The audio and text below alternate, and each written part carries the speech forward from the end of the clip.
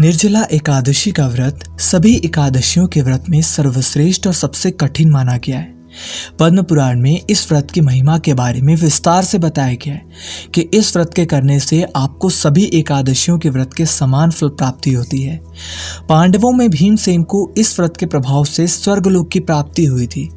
व्रत रखने वालों को निर्जला एकादशी की कथा का पाठ करने से संपूर्ण फल की प्राप्ति होती है। अगर आप इसे पढ़ नहीं सकते तो कृपया इसे विस्तार से और ध्यान से सुने। तो इस तरीके से ये कहानी शुरू होती है। युधिष्ठिर ने कहा, जनार्दन, अपरा का सारा महात्म्य मैंने सुन लिया। अब ज्येष्ठ के शुक्ल पक्ष में जो एकादशी हो उसका वर्णन कीजिए। अब भगवान श्री कृष्ण बोले, राजन, इसका वर्णन परम धर्मात्मा सत्यवती नंदन व्यास जी करेंगे, क्योंकि ये संपूर्ण शास्त्रों के तत्वज्ञ और वेद वेदांतों के पारंगत विद्वान हैं। तब वेद व्यास जी कहने लगे, दोनों ही पक्षों की एकादशियों को भोजन ना करें। द्वादशियों को स्नान आदि से पवित्र हो फूलों से भगवान केशव की पूजा करके नित्य कर्म समाप्त होने के पश्चात पहले ब्राह्मणों को भोजन देकर अंत में स्वयं भोजन करें। राजन, जनना शौच मरना शौच में भी एकादशी को भोजन नहीं करना चाहिए। यह सुनकर भीमसेन बोले, परम बुद्धिमान पितामह, मेरी उत्तम बात सुनिए। राजा युधिष्ठिर, माता कुंती, द्रौपदी, अर्जुन, नकुल और सहदेव ये एकादशी को कभी भोजन नहीं करते तथा मुझसे भी यही कहते हैं कि भीमसेन, तुम भी एकादशी को ना खाया करो। किंतु मैं इन लोगों से यही कह दिया करता हूँ कि मुझसे भूख सहन नहीं होगी। भीमसेन की बात सुनकर व्यास जी ने कहा, यदि तुम्हें स्वर्गलोक की प्राप्ति अभिष्ट है और नरक को दूषित समझते हो तो दोनों पक्षों की एकादशी को भोजन ना करना। भीमसेन बोले, महाबुद्धिमान पितामह, मैं आपके सामने सच्ची बात कहता हूँ।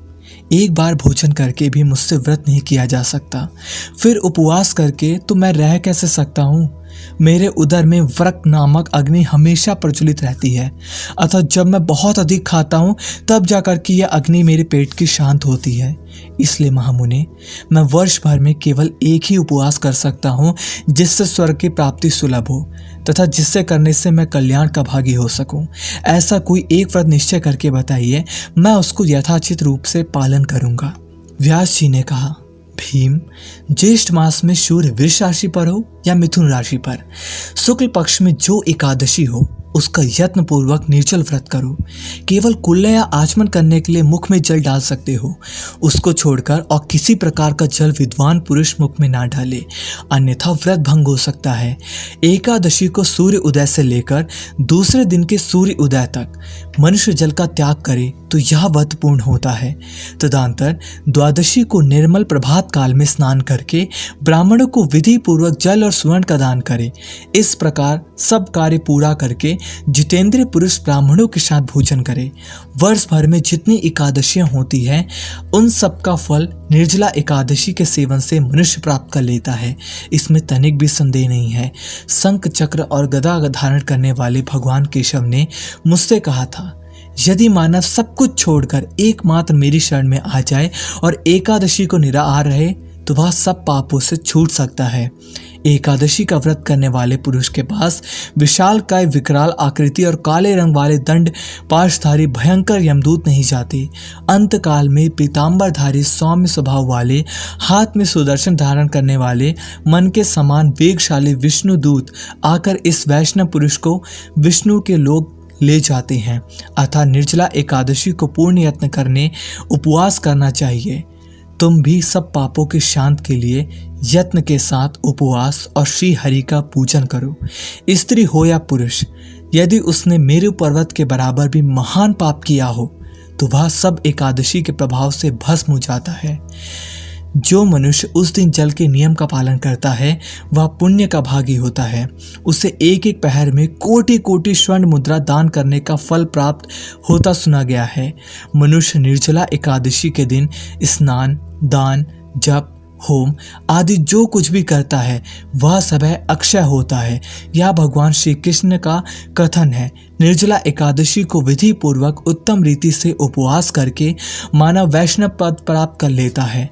जो मनुष्य एकादशी के दिन अन्न खाता है वह पाप का भोजन करता है। इस लोक में वह चांडाल के समान है और मरने पर दुर्गति को प्राप्त होता है। जो ज्येष्ठ के शुक्ल पक्ष में एकादशी को उपवास करके दान देंगे वे परम पद को प्राप्त होंगे। जिन्होंने एकादशी को उपवास किया है ये ब्रह्म हत्यारे, शराबी, चोर तथा गुरुद्रोही होने पर भी सब पातकों से मुक्त हो जाते हैं। कुंती नंदन, निर्जला एकादशी के दिन श्रद्धालु स्त्री पुरुष के लिए जो विशेष दान और कर्तव्य विहित है उसे सुनो।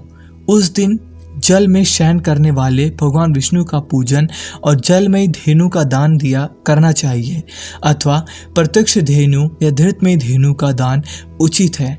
पर्याप्त दक्षिणा और भांति भांति के मिष्ठानों द्वारा यत्न पूर्वक ब्राह्मणों को संतुष्ट करना चाहिए।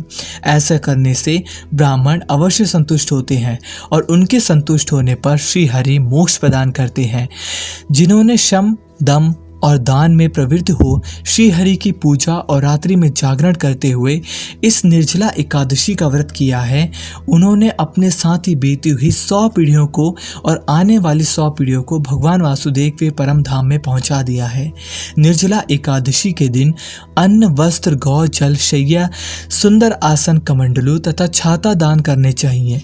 जो श्रेष्ठ एवं सुपात्र ब्राह्मण को जूता दान करता है वह सोने के विमान में बैठकर स्वर्ग लोक में प्रतिष्ठित होता है।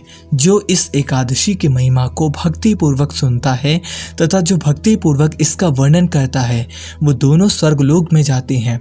चतुर्दशी युक्त अमावस्या को सूर्य ग्रहण के समय श्राद्ध करके मनुष्य जिस फल को प्राप्त करता है वही इसके श्रवण से भी प्राप्त होता है।